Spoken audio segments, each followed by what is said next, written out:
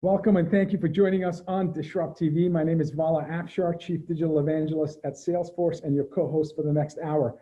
We welcome you to follow us on Twitter at DisrupTV Show. Send Ray, myself, and our distinguished guests your questions using hashtag DisrupTV, and we will do our best to answer you live.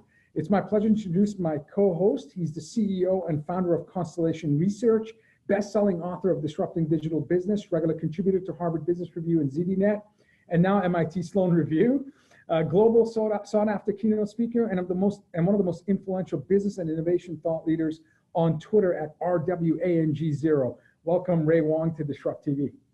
Hey, thanks a lot. I'm here with my awesome co-host, Vala Afshar, one of the top followers on Twitter for CIOs, CMOs, and for business advice. It's also on a lot of broadcasts. We see him on business TV, especially in Canada and the US. And more importantly, one of the big evangelists for technology and humanity. So, hey, what do we have today? We're on episode 164. Can you believe this?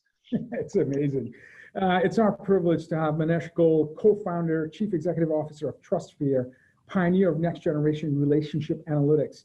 Under his stewardship, the company has received exponential growth, including successful partnering with many of the world's leading technology platforms, such as IBM and my company, Salesforce. Manish has over 20 years of experience in the software and services sector, having started his career at PricewaterhouseCoopers Strategic Change Consulting Practice. He then went on to become an investment director at PwC Venture Partners, the firm's London-based principal investment unit. Manish believes strongly in contributing to the technology ecosystem. For several years, he's chaired the Online Trust Alliance, OTA, an industry alliance formed to protect the vitality of online ecosystems, promote individual privacy and best practices, which enhance trust in e-commerce globally. He also serves on the board of the Asian Cloud Community Association. I encourage you to follow Manish on Twitter at MANISHGOEL. Welcome, Manish, to DisrupTV. Thank you very much, Vala. Thank you. Hey, Manish. So what's going on here? We're talking about anything from automation, AI, right? We've got all these digital businesses coming up, right? People are engaged in these relationships with people they know. We jump into cars. We have no idea who the people are on the other end, right? So we're seeing massive automation at the same time. And as automation continues to accelerate, like, why do we even bother with relationships? These things just happen. They're super transactional. Why should we even care? That's a really good question. Look, at our end, our tagline is because relationships matter. I think with all the automation that's going on, relationships are actually even more important than before. As you said, like, there's all these new technologies that are out there, all connected and all interconnected. You talk about the IoT, the Internet of Things. We kind of look at it and say, look, the Internet of People still beats the Internet of Things. The IoT is just as important. And IoT is all about relationships. So, and on a serious note, when things are transactional, there's one aspect to it. When you're understanding relationships, it's a very different aspect. People still trump machines right now. Yeah, no, those human relationships are very interesting, right? And they're very unpredictable, right? Machines work in a very, very defined manner. And we definitely do see some interesting things there around that area. Manish, yeah. when you advise other CEOs in terms of the importance of relationships, what do you talk about in terms of the importance of core values and guiding principles that companies need to adhere to and follow and commit in order to build long-lasting relationships? Yeah, I mean, there's a couple of things. I think relationships are, to us, relationships are foundational when it comes to trust. And trust is such an important part of the way business gets done. From a trust perspective, without a relationship, you can't have trust. Just because you have a relationship doesn't mean that there is trust. So for the advice that we give to CEOs is this: there's a really interesting asset that exists in every organization, and it's the collective relationship network that exists. I have a thesis, which is that collective relationship network for an organization theoretically should be on balance sheet. And the reason it should be is it's an asset that's continuously built up. And when people come and people go, they bring their relationships. And the old saying, it's not what you know, it's who you know. We think it's not only what you know, but also who you know. So as an asset, this is a collective asset that it hasn't gone on balance sheet because it hasn't been able to be measured. So our approach to that is measure and understand where those relationship networks are. Once you do that, what you have is the ability to leverage this in a way that allows you to do a couple of things, really transform. A lot of clients of ours are working around digital transformation. This starts to inform digital transformation because it's a lens that you have that no one else, that you haven't been able to see before. The second thing is it's all about making sure that when you're driving this through, what you're getting is you're measuring where the real relationships are that hold either organizations together or hold your own organization together. Manish, I'm gonna have a little fun with this relationship analogy and the value and the assets that's going on here. So do relationships in this ledger system, do they decay over time? Like, does the asset have a decaying value or increasing value in the model? Yeah, so like, for example, a relationship just dies over time, or it's just not as important because contextually no one cares on that value, but some values might come back in style, and suddenly there's a greater market demand for that value. Do you account for things like that? Yeah, within the technology, absolutely. What for us, strong active relationships are the most important asset that you actually have. We're the strongest, we're the most active relationships. Yeah, you're absolutely right. The algorithms allow it to decay over time, and so it does. Doesn't mean they go away, but it does mean that the value decays. Right, but if you don't engage, right, you basically become less relevant over time because your frequency of engagement drops. Therefore, you're less relevant. That value is overdone, so nobody cares anymore. You're accounting for those types of factors as you're doing those kind of social kind of capital, right? Absolutely, absolutely. Okay, so when you do this though, people often get confused, right? What's the difference between people analytics and relationship analytics? Because people are thinking, oh, this could be like that social credit score in that country that we hear about. Yeah. So people analytics, what relationship analytics is, it's a subset, if you will, of people analytics. So of workforce analytics. And what it does is it uses the science it's a well-established science called ONA, or Organizational Network Analytics. It's been around for ages, and it's been typically done via surveys. Our approach to it is using what we call digital exhaust, or understanding the communication and collaboration systems within an organization and mining them ethically and in a legally compliant way to ensure what we're doing is understanding where the overall relationship network of that organization is. And the approach that we use is we effectively, as I said, legally compliant. We're fully GDPR compliant. We make sure that from a privacy perspective, we never touch content.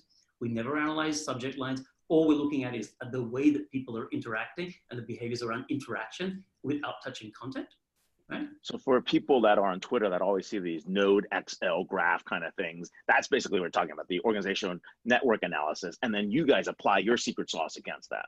Spot on. And for us, it's this. It's about doing that. Imagine doing that at scale, right within an enterprise, within an organization. So taking that whole thing from an organization's communication flows. You mentioned trust as an important core value, foundational to building long-lasting relationships. And a lecturer at Oxford, Rachel Botsman, wrote up recently a book about trust.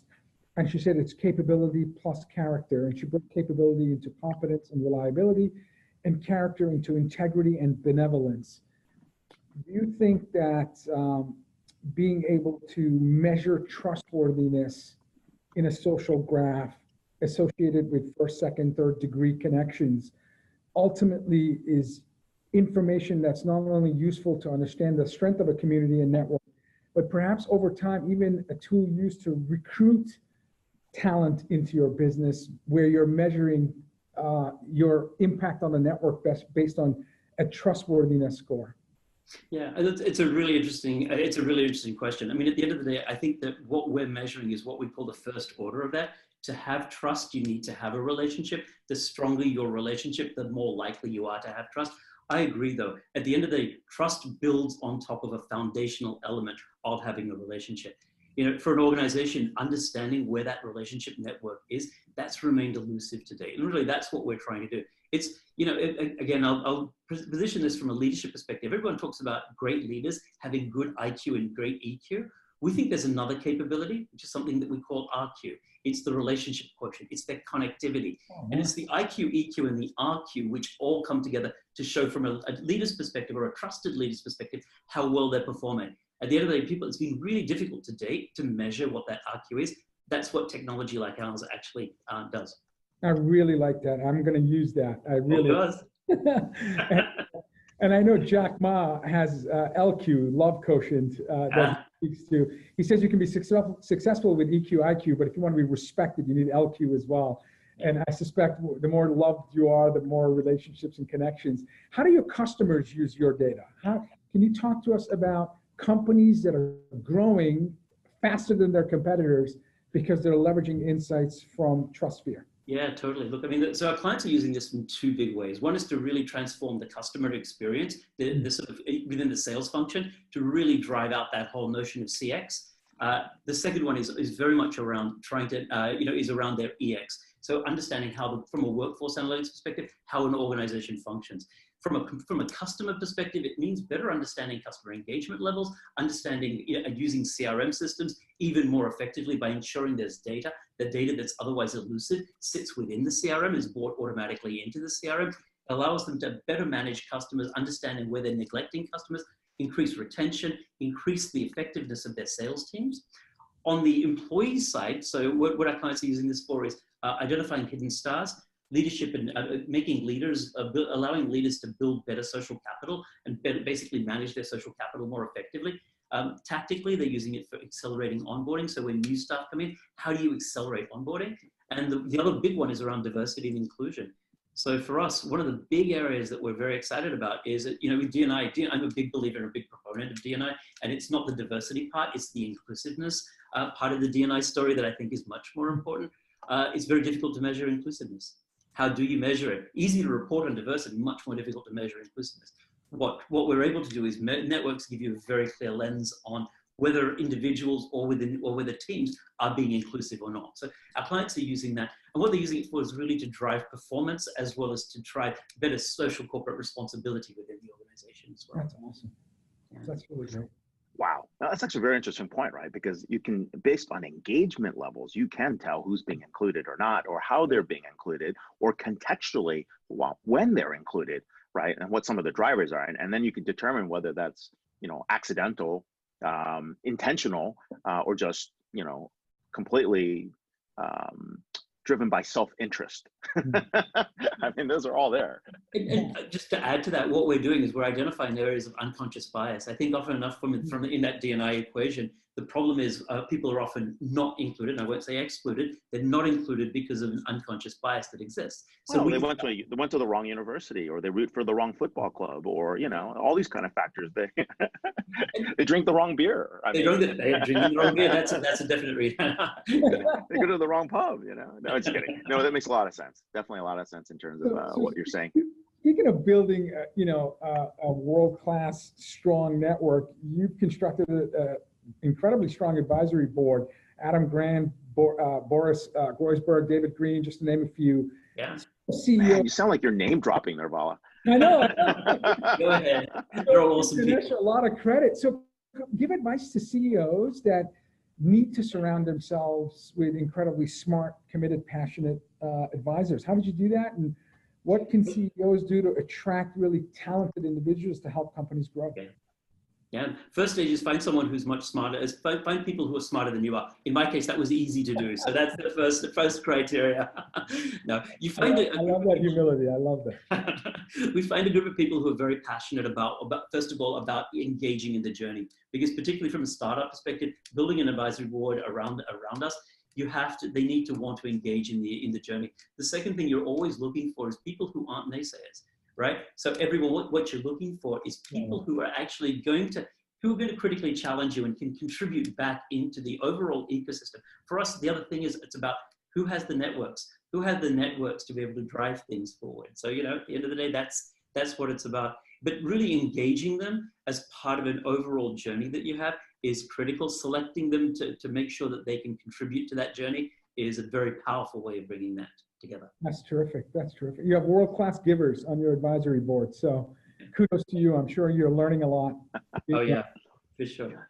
So as we think about this, right, this is happening in the corporate environment. The purpose is to make sure that, you support a whole bunch of different initiatives, right? From making sure we're getting the best out of our employees, making sure people are engaged, they're happy with their work. People are productive on the sales front. We're capturing D&I issues. At what point, though, does all this become, I'd say, maybe it's a little bit big brother? What's the line between privacy and consent in the corporate environment? Yeah, look, I think this is really good. It's a really good question. I mean, you know, again, I think that Vala mentioned right up front, one of the things I did for a number of years, I chaired the Online Trust Alliance. And what that was is it's a not-for-profit dedicated specifically to the protection of individual privacy online. That's part of the DNA of what we have all the way through. And when we looked at this challenge originally, it was like, how do we make sure we can mine this incredibly valuable asset which exists in an organization? Accenture estimates there's about $3 trillion worth of value that's trapped in data. How do you do it ethically and in a legally compliant way? Legal compliance is kind of what we call our low water mark. You absolutely need to be privacy compliant. So as I said, GDPR compliance is incredibly important. We've mapped to that. But the ethical compliance is actually even more important. And let me explain. What we do is we make sure that when we're putting this into an organization, first of all, there is a level of transparency that goes through to the employees about what you're doing, which data you're using, what you're doing, what you're using the data for, and what you're not using the data for, and giving employees the ability to either ask more questions or opt out of the process. So that's one thing that we work with our clients to ensure we always do. Do you get penalized for opting out? So you don't get penalized for opting out. Right? We don't penalize. What it does is it impacts the graph a little bit, but from our perspective, letting people have got to feel comfortable that the data that they're providing is being used for the right purpose. In fact, going back to that Accenture report, 92% of employees said that they would be happy they did a survey of 14,000 people. 92% of employees would be happy for their employer to analyze the data, provided there was a benefit back to them. And that's the other thing. How do you find a benefit? You ensure there's a benefit back to the individual. Now, is there FOMO for not being included? That one's harder to tell. I think that what we find is most people actually are curious about the data about themselves. We're all fundamentally a little narcissistic, and you know what? Provided we can understand a little bit more data about ourselves, I think it's useful. The second thing is it helps people do it. You know, I'm a big believer in this notion of insights should be not just for an analytics team, but should be given back to individuals. Democratize the data, get it back down to individuals, and let them do the right thing with, help them perform better. As a CEO of a technology company, a growing technology company that's a data-driven, insight-driven organization, I'm sure you're often asked your point of view on artificial intelligence and the fact that more and more organizations, individuals can rely on algorithms for prediction and recommendations based on thousands of decision vectors that come into play. What are your thoughts in terms of impact of AI and use of AI specific to TrustSphere in terms of enhanced capabilities 2, 3, 5 years from now? Yeah, it's a really interesting one. I think if we take a macro view, I think we're starting to see the real impact of AI. It has the potential from a future of work perspective to be incredibly pervasive in ways that we probably, even as a community of technologists, haven't fully fathomed yet. So I'll say that. And we need to be careful because I think there needs to be a very strong ethical overlay in terms of the use of AI. So as we don't institutionalize bias, for example, into what we do. At our end, my view on AI as it stands today, and I think AI for me stands for augmented intelligence rather than artificial intelligence. And I'm a really big believer in making sure that we can use the power of technology to allow people to make smarter decisions by giving them access to a telemetry around data that they don't have access to, but allow them to process this in a way that as I said, ethically and legally, in a legally compliant way, helps them to make smarter decisions, unbiased decisions, or less biased decisions at least, as well as fuller decisions, which allows data to play a role in making smart business decisions overall. Terrific point of view. Terrific. Ray, you're on mute. Nope. Ray is on mute. Question for you. Where are you guys located headquarters-wise? You seem very distributed. We are relatively distributed. I think, headquarters for us is New York. So we're based out of New York, but we have offices in London as well as in Singapore. Okay, so who has the better tech scene for startups? What's more supportive? New York, Singapore, or London? No, you're going to get me into big trouble. You see, I can't have favorites on that. I have to be in all of them. His favorite child? Come on. It's terrible. Name your favorite child. Tell us which one. I think they're all different. I think they are. They're very different. Yeah, they are very different. I think that I still think that San Francisco, that Silicon Valley, still has a greater depth from a technology perspective. It all depends. For us, if you ask me why I've chosen each of them, we wanted to be very close to the Asian market originally, and that's why we were out of Singapore. We think that's a huge growing market, and it's exciting to be there. London is the center of Europe at the moment. Let's not even talk about Brexit for a moment. Is a great place to be able to see some of the innovation there. And I think from New York, a lot of our clients are on the East Coast, and financial services and healthcare, life sciences clients. It's a great place to be. That makes sense. We're here with Manish Goel, CEO at TrustSphere. You can follow him at Twitter at Manish, MAINSHGOEL.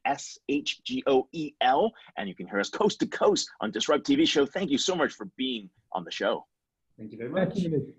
Thank you very much. Thank you. Thank you. Terrific. Wow. You can learn I can understand. He's 1 hour behind me, so not too bad. Hopefully in time to get dinner. So yeah, London, Frankfurt, Boston. Wow. We got a quite range. San Diego. We got Holger in San Diego. So yeah, exactly. So it's great to have our guest joining us late in the evening and our co-host.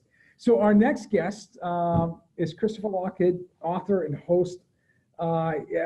Chris pioneered dialogue podcast called Follow Your Different and Lochhead on Marketing, #2 and #3 podcast, business podcast on Apple Podcasts. So congratulations, he's crushing it. Chris is also co-author of 2 bestsellers, Niche Down and Play Bigger.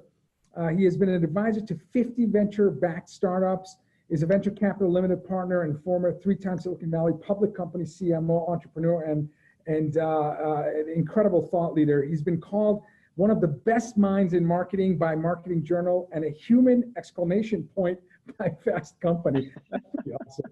He served as CMO of Juggernaut Mercury Interactive, which was acquired by HP for $4.5 billion, and was founding CMO of internet consulting firm Cient and CRM giant Vantiv. In over 30 years in business, he's earned a PhD from School of Hard Knocks, experienced the bias of winning, the pain of failure, and learned how to laugh about the whole thing. And he makes us laugh every time he comes on the show. Please follow Chris on Twitter at LOCHHEAD. Welcome back, Chris, to DisrupTV. Thank you so much, boys, for having me. Wow, the top 5, #2, #3 on Apple. That is like amazing, dude. So congratulations. So there's 750,000 podcasts. That's amazing. There was sure rub it in. Where we outcharted Oprah. That was my favorite. Oh my God, Chris, there must be some weird break in the matrix or something. We need you to advise Ray and I. We want to crack the top 100. We want to crack the top 500 at the rate we're going here. But hey, I remind everybody, we're live coast to coast here and now with #2 and #3 top podcaster, Chris Lochhead. Hey, so I'm going to ask you this, and this is really cool though. I mean, you got a major sitting former president to show up to an event, right? You've done some crazy things at startups like Jive, right? But everyone thinks they get branding now, right? They're all like, oh, we get it, we can do this. But what's the right way to help an organization see the bigger picture? Because people don't understand that branding is really deep, right? It's not something you just do once. It's not something you just run a campaign against. Like branding is the essence. It's the heart of an organization. So I'm going to answer that question. And can we also talk about the president of the Ukraine? Yes, we can. What do you know about that? What do you want to start with? The answer to your question, or what's on? I think I want to go with the president of the Ukraine. That's a little bit more interesting. Let's start with that. Okay, so here's this thing I discovered. I mean, obviously, we're all paying attention to the news. I heard some research this morning that suggests that 7 out of 10 Americans are paying close attention to what's going on right now.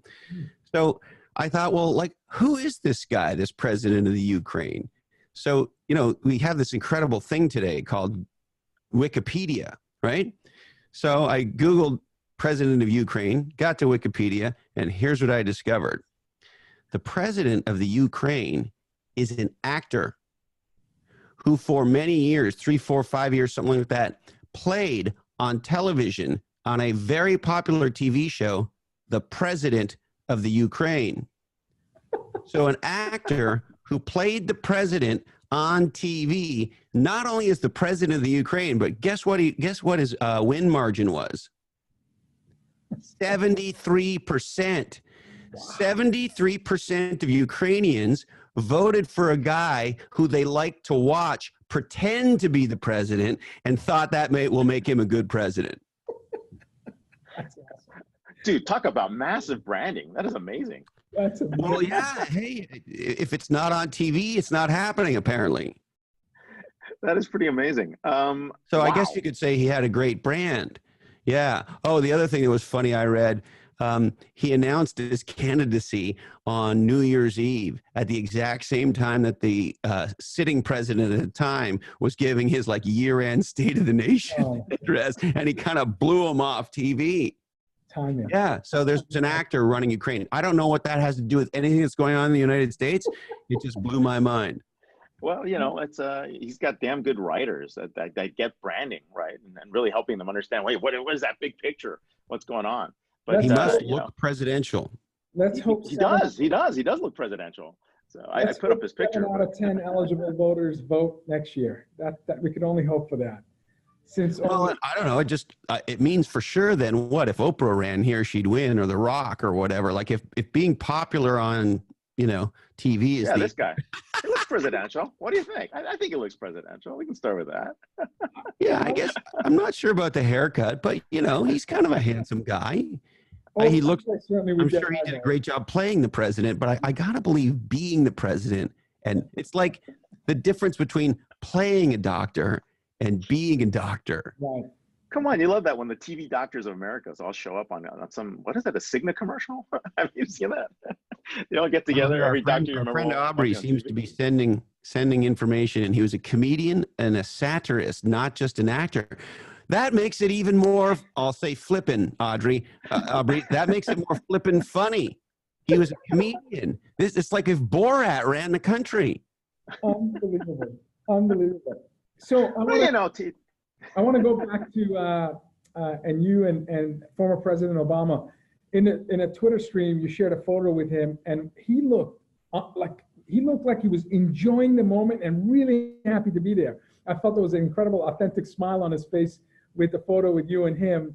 And so I want to learn about that. But I also want you to comment on something you tweeted a couple of hours ago. You said money is a byproduct of creating value and making a difference for others. Entrepreneurs who put money over people have their focus backwards. Value for others is the only path to enduring economic success. I thought that was brilliant advice. So I want you to expand on that, but also talk to us about hanging around with the former president. It must have been super cool. Well, I didn't get to hang with him for very long, so I don't want anybody to, as Archie Bunker said, misconstrue what I'm saying. It's not like, we went for a surf and knocked over a bunch of beers and et cetera. So, but I did get a little moment with him for sure. And, look, regardless of your politics, and I generally don't talk about politics, amongst friends. But regardless of your politics, and I'm not a Democrat or a Republican, I think you have to admire the way the guy conducted himself. And I think most Americans thought, even if they disagreed with him, that, he was generally trying to come from a good place. And I think I'll go as far as to say for sure that I think he did a bunch of great things. And I think he represented the country in a very honorable way. I think most Americans, even if you didn't like his policies, weren't waking up in the morning going, what's he going to do now? Right? There wasn't a lot of that going on then. And, so you got to admire him from that perspective. What I can tell you about meeting him, he is very honorable. He is very genuine. Everybody wants to compliment him, as did I. And I thought long and hard about what I might say to him. And the thing I decided to say to him, Vala, was, thank you for your courage.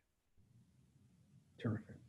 Because for me, I think for a lot of Americans, and again, even Americans who didn't agree with his policies, it's hard not to call him a courageous man. He got bin Laden, right? He won the presidency. He won the presidency with a very different kind of campaign than we're used to seeing, and a very different kind of campaign that we're seeing today on both sides, frankly.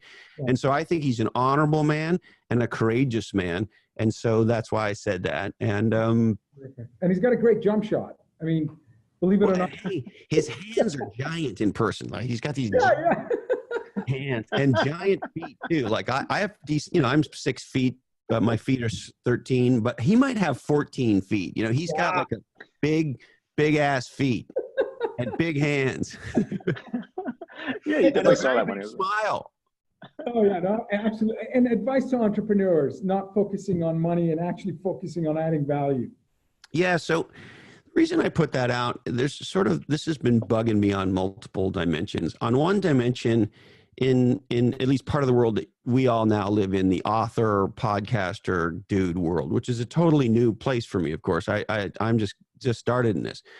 But what I notice is there's a whole segment of entrepreneur or self-helpy type of folks who, you know, you look at the tile for their podcast and it's them in front of a Bentley, in front of a plane, and, you know, all these idiots who like do selfie videos with their rented Lamborghinis. You know, I mean, these guys are ridiculous, right? And they seem to be popping up like, you know, that game Whack-A-Mole. Like they're just showing, and they all spew the same stuff, and they're very, I don't know. I think they're money grubbing, and I think they're disgusting. And just looking at them makes me want to take a shower. And so I think, look, having a goal of getting rich is a great goal. I'm a big believer in capitalism, and achieving personal financial freedom is one of the greatest gifts I think you can give yourself. So I'm not being silly about that. I'm just talking about this sort of very disgusting, flaunted in your face.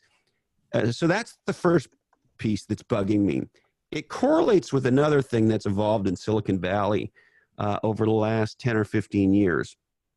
When I came to Silicon Valley over 20 years ago, I would describe the startup industry, if you want to call it that, as a craft industry. And we recently had Randy Komisar, the legendary, you know, virtual CEO, the legendary Kleiner Perkins partner, former CEO of LucasArts. I mean, this guy's, you know, he's a monk in Silicon Valley, right? And he was talking about in the early days, Apple and that time frame, he was at Apple in those days, that there was an idealism about there he is. He's a handsome guy. I like the hairdo a lot. There was an ideal. Hey, no use of products. Low use on products. Yeah. Like there was this view of Silicon Valley of more, he called it utopian view, sort of coming out of the hippie, like hippie meets, you know, the transistor and the microprocessor, right? And so he talked a lot about that, and I sort of pushed him on a little, say, you know, is that really the feeling? And he said, yeah. You know, the technology industry that he grew up in was one where, for the most part, people wanted to do good things. He said this didn't really get going until the personal computer, right? Because there was sort of a personal creativity and productivity and sort of an opening up of opportunity. And there was a very sort of flower powery vibe to the whole thing, right?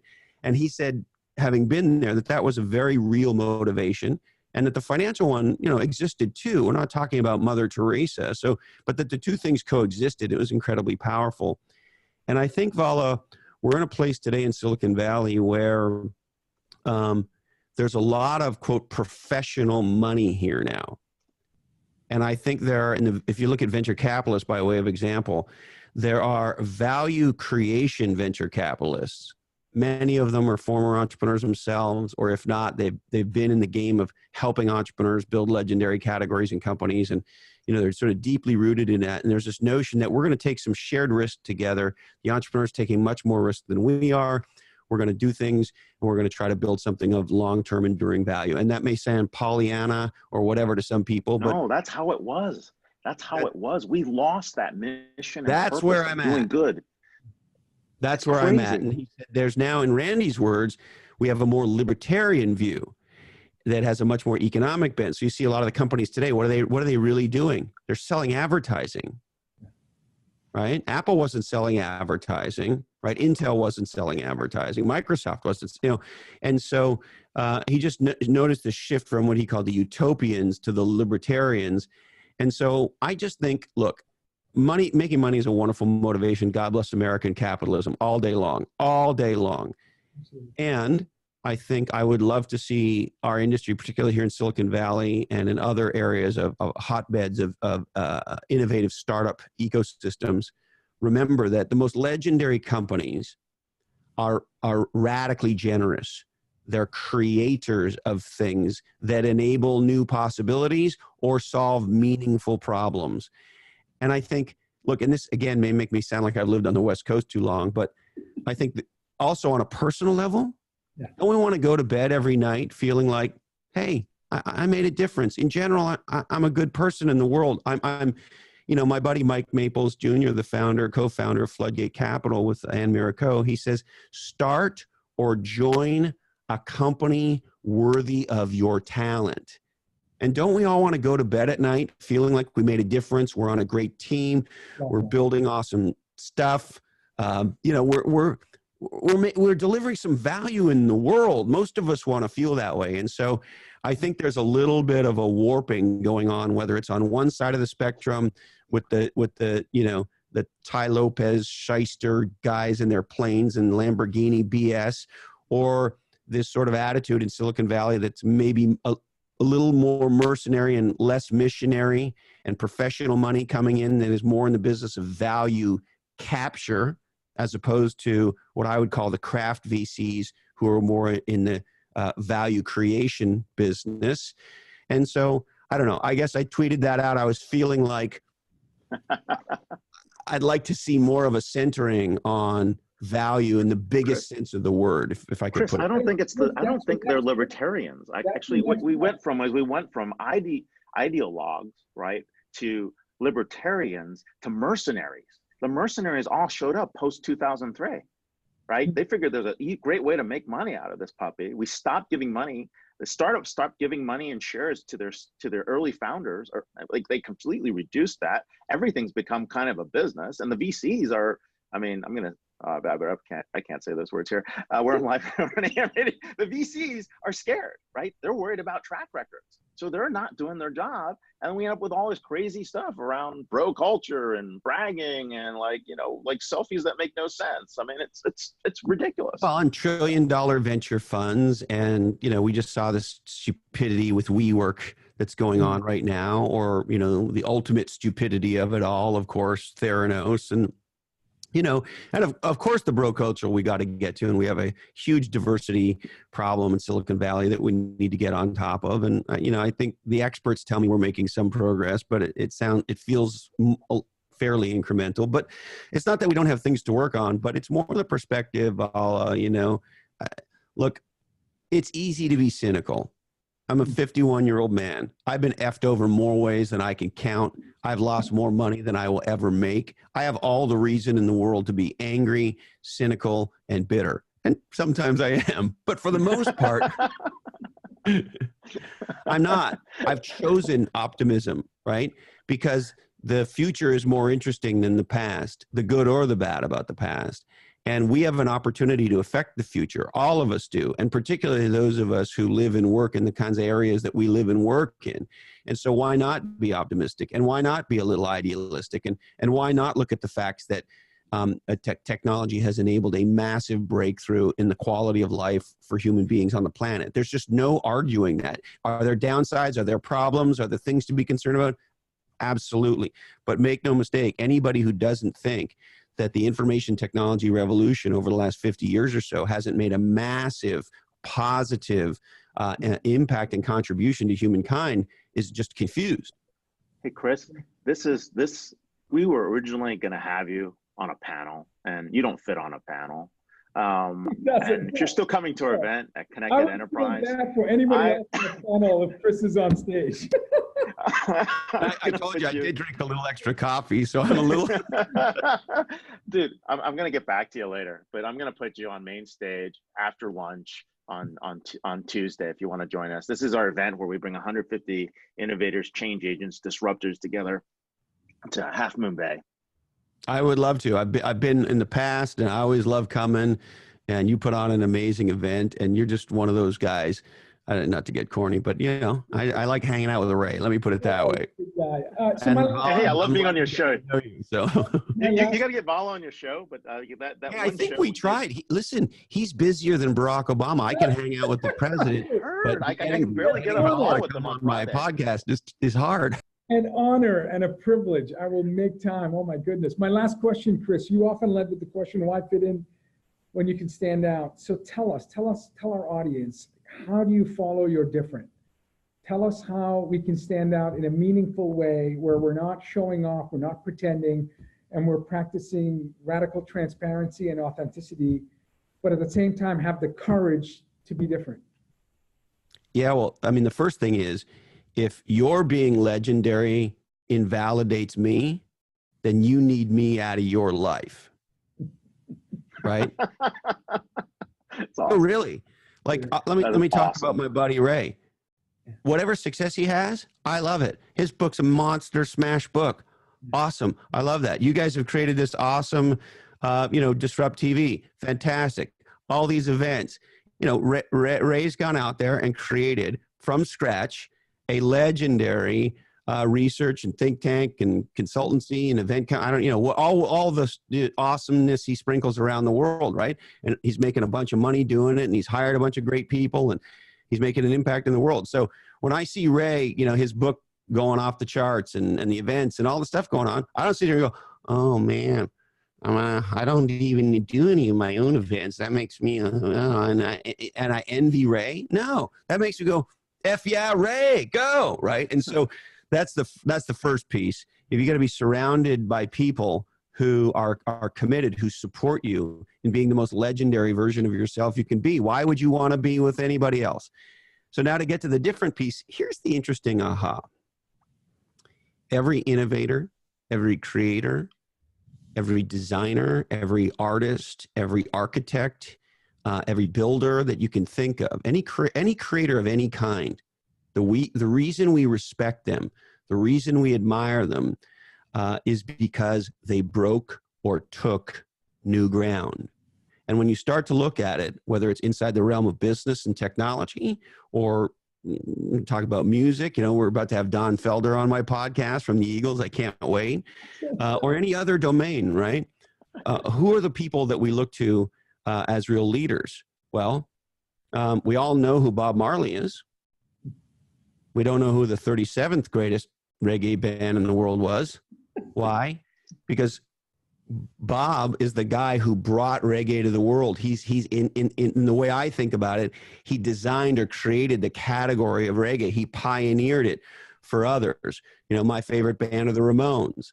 They are the pioneers of a new genre of rock music called punk rock. And if you read any of the history of the Ramones, what you find out is in the early days, when they would come to a town, after they left, there'd be a massive amount of new bands created, right?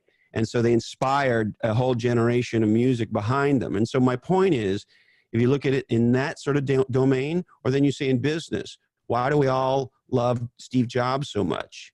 Well, he's the godfather of the personal computer movement, and he's certainly the creator of what today we call the smartphone and many other things along the way, right? Why do we respect and admire the guys who founded Netflix? They created a whole new model, and then they kept innovating off that model, and they kept bringing new innovations forward. And so what's my point? The people who make the biggest difference are focused on things that are incremental, not incremental and better, but exponential and different. Love that. And I'm not saying there isn't a place for the incrementally better. There is.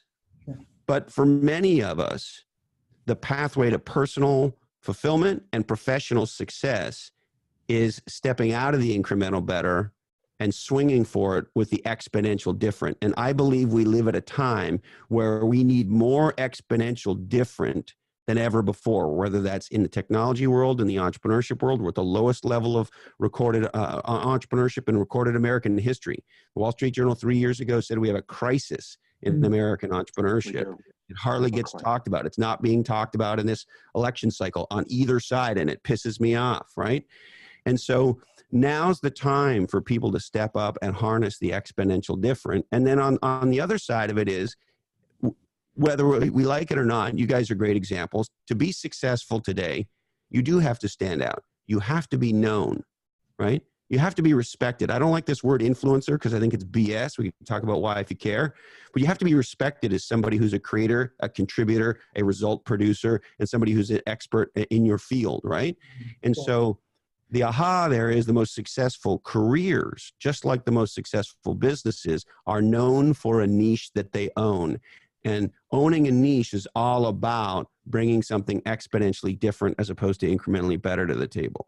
Awesome. The outro music is playing. We're sadly out of time. Play bigger and niche down. Best-selling author Christopher Lochhead, author and host of the podcast, Christopher Lochhead. Follow Your Different, a top 5 podcast on Apple. You can follow him on Twitter, Lochhead, and come see him at Constellations Connected Enterprise on Tuesday, I think November 6th. That's right there. Or maybe it's Wednesday, November 7th. I'll figure it out. It's Wednesday, November 6th, something like that. Hey, thanks for being on the show. We'll talk to you some more. Always Thank you, gentlemen. Thank you so much. Is any wonder why his podcast is so good? You can listen to him all day, all night. It's the mic, dude. We got to get a better mic. It is. You know? It's all about nothing the to do with the content. Nothing to do with the awesome branding. It's the mic. Maybe we need better backgrounds. Speaking of exponentially better, our final guest, one of our favorite guests, and in the future, perhaps even the co-host of DisrupTV, he's so good. Holger Mueller, Vice President, Principal Analyst at Constellation Research. Holger provides strategy and counsel. Hey, we have no time for intros, Vala. No time. All right, no, we have no time. But follow Holger on Twitter at HOLGERMU. He's a great follow on Twitter. Okay, welcome, Holger. Welcome back to DisrupTV. We have Holger's in a time for hurry. mentioning Twitter, no question. Yeah. Holger is in a hurry. Holger's in a hurry about acceleration. So let's start there. Like, what is this, right? You've been talking about enterprise acceleration. You keep talking about this, and you're talking about infinite computing on top of enterprise acceleration. Wow. These are some big concepts. Yeah. Well, enterprise acceleration is important. Well, thanks for being here. First of all, it's great and always good to skip the intro going forward now, right? So enterprise acceleration is really important. But wait, first, for pre-host for Mr. Lochhead, right? Remember this guy where I'm trying to imitate the accent right now, who's been elected into office with, who am I, Vala? I'll be back. Hasta la vista, baby. Terminator. Right, exactly. So this guy, Schwarzenegger, was as governor, right? And only the Constitution kept him from potentially going further. So we have not been so far from having an actor in the White House, right? That's the least political thing before going to enterprise acceleration, trying to connect the segments here, right? Yes, so yes. companies have to. I don't know how you're going to do this, but go for it. And Ronald Reagan. Let's not forget Ronald Reagan. But okay, yes. How could we, right?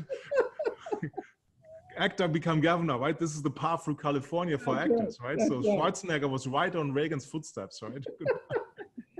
Yeah, we talk about the Ukraine, not that we don't love the Ukraine, but yeah, okay, good. It was a comedy actor. That's the new thing, right? We had a general Western actor, we had an action hero, and now we have a comedian in Ukraine as a president. But and a reality TV star. Let's not forget Apprentice.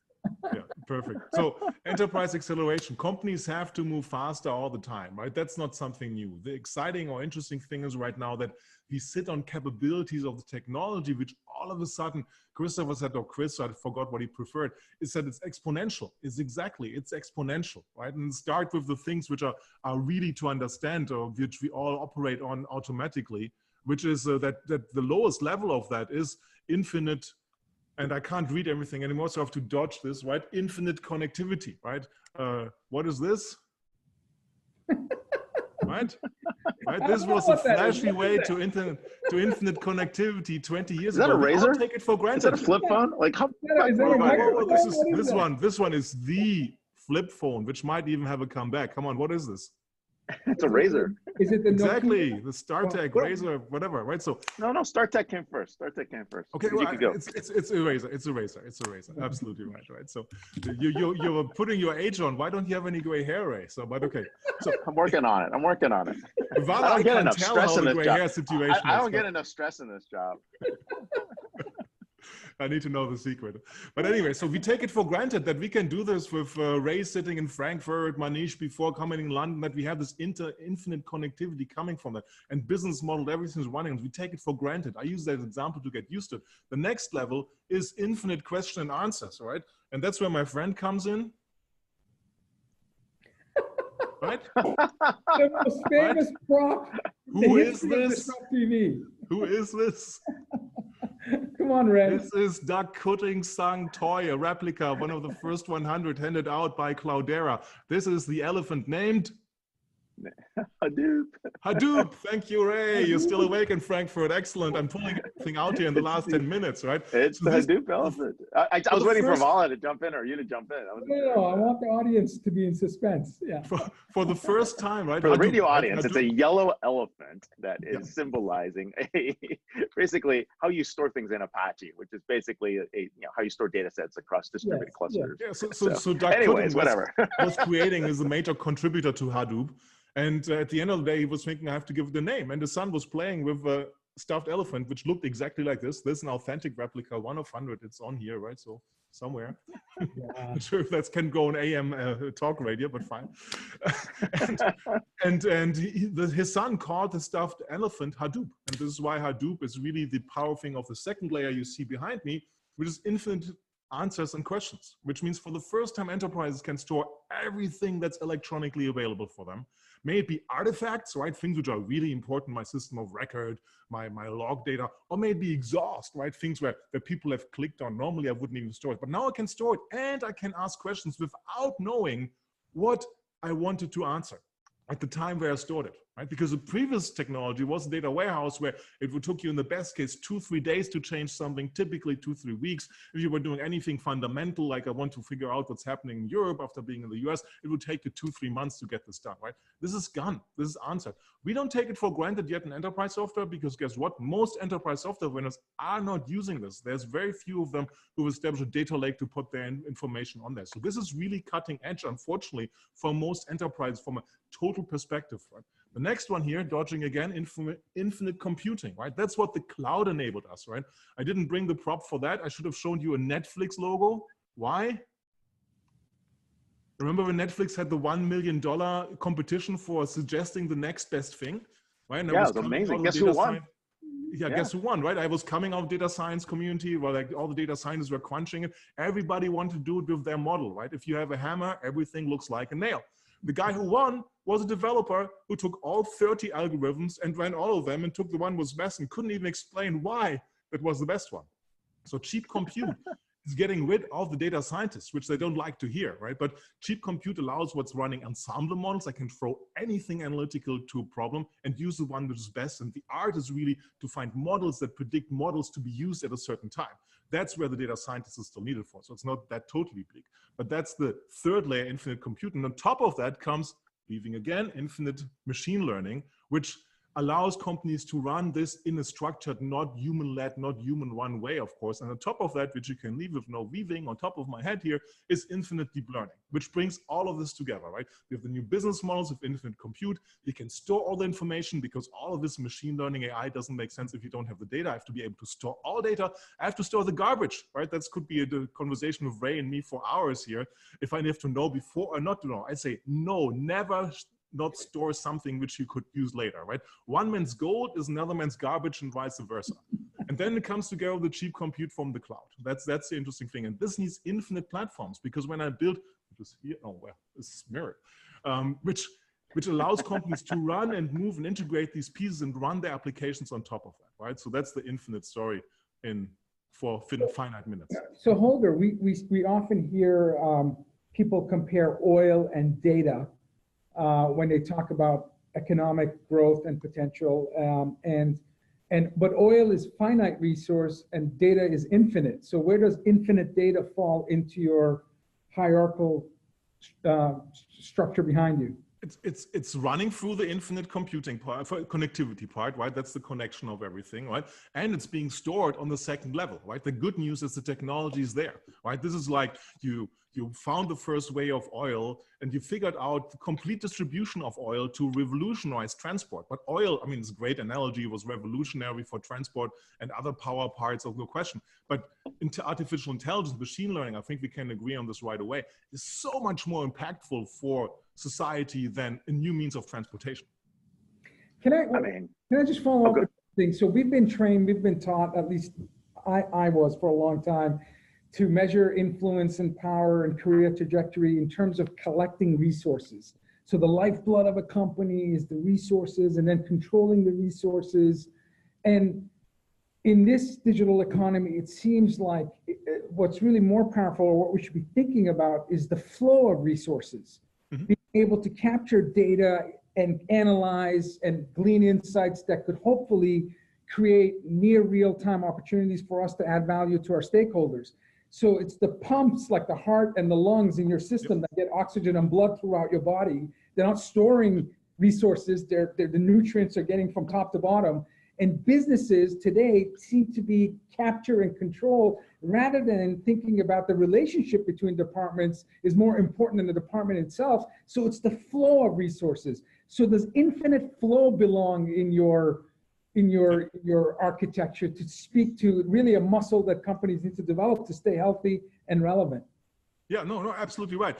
Enterprises have always been about consuming resources. It was always a path through, right? Nothing lasts forever. You buy resources, you manufacture something to sell it. You don't want to keep onto it, right? Then there's a thing which stay with you, like capital as one way financially, and human capital, which of course I love because I cover that, right? But very important aspect, but it's always about the throughput. So it's about the maximum velocity I can run as an enterprise. Yeah, and what do I do? Velocity. So speed and direction. Of course, I need to know what I'm doing. And the biggest problem of enterprises, I talk about it a long time, is they're caught in the efficiency prison, right? Efficiency is, are we doing things right?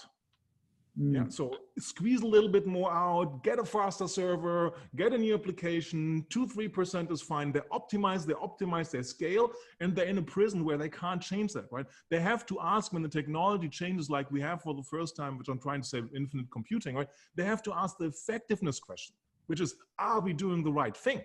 Right. And that's where the disruption happens when you realize, or does someone else realize, there's a better new thing to do this right. Yeah, and we all hear about the examples, which you don't have to mention, powered by the new technology, right? Changing the throughput, changing the flow, not owning everything in that transport. Example, if you take the taxis versus Ubers. Right. Yeah, go ahead. No, that's exactly right. So when I look at the capabilities behind you and I see the companies that are doing well, they are in the business of removing friction. So they're thinking about fluid dynamics, they're thinking about flow. And in a flow design business, the relationship between the departments, the pumps, is more important than the department itself.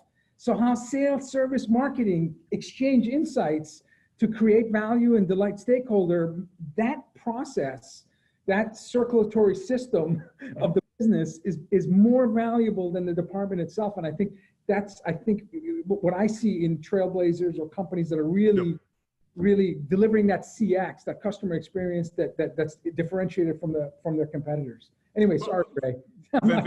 No, absolutely right. When you're transforming, right, your static setup, when you mentioned the word departments, right, divisions, whatever, of the past, which might have made you successful in the multi-building company, is not the right one for the future. Right. Your ability to move people around, right? I give you one example on the HR side, right? I'm long advocate to the talent depth chart, right? Yeah. It's ridiculous that today, let's make the easy case. Inside of my employee base, I do not know if I have the best people who are working for me right now on the right job, right? I don't want anybody to leave where I could do a mini reorg of 2 people switching places, getting more out of them, they are happy, and I still can't tell. It's still a mystery, right? So talking about human capital and the flow, I can't even do this for the existing one. Now I should be able with technology, right? Think about Facebook and LinkedIn. I should be finding, hey, there's somebody better for that job with more fluidity outside maybe, right? I should be able to look inside and say, what can I do to train this person to the next job, to come up to speed, to improve 100%. Their speed and so on. Then I should be able to say, whoa, this is not going to be a permanent job. Right? This is going to go away. I don't want to hire someone internally. I'm going to get a contractor who knows that he or she is going to work for only 3 quarters, months, hours, and so on. Right? And I can't play this. Right? And the technology for this is there. It's really a challenge to the software. And it's amazing. We think about new best practices and enable them. We're brought to you by Home Advisor today. No, just kidding. Anyways, hey, we'll talk to you about autonomous software operations next time. We're here with Holger Mueller. He's the Vice President and Principal Analyst here at Constellation Research. At one time, he led the biggest operations of data scientists in San Diego with Fair Isaac. He can't tell me he's on an NDM. In the US, okay? Just in the US. He can tell me how these Fair Isaac scores work. I haven't heard my FICO scores. But anyways, you can follow him on Twitter at Holger Mu, HOLGERMU. We're going to have to wrap soon, talk about what is going on episode 165. Thanks. Wait. We have to have the t-shirt tradition, right? So today, in the spirit of spinning, right? So that's right. Listen, I love it when you come on the show. We never have enough time.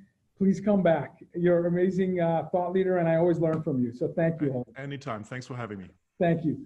All right, so next week's show, episode 165, Bill Shanninger, Senior Partner of McKinsey Company and author of Beyond Performance 2.0. Doug Henshin, repeat expert and thought leader and vice president principal analyst at Constellation Research. He's going to talk about analytics. And a special guest to be named. We'll see And a what special happens. guest to be named for episode 165. If it's Friday, it's DisrupTV. Ray, closing remarks. Hey, thanks a lot, everyone. Thanks for being on the show. Make sure you catch us on Constellation Connected Enterprise. It's November 5th through 6th, 7th, and we'll see you there in Half Moon Bay. So we are out of time. See you, everybody. Happy Friday. Bye.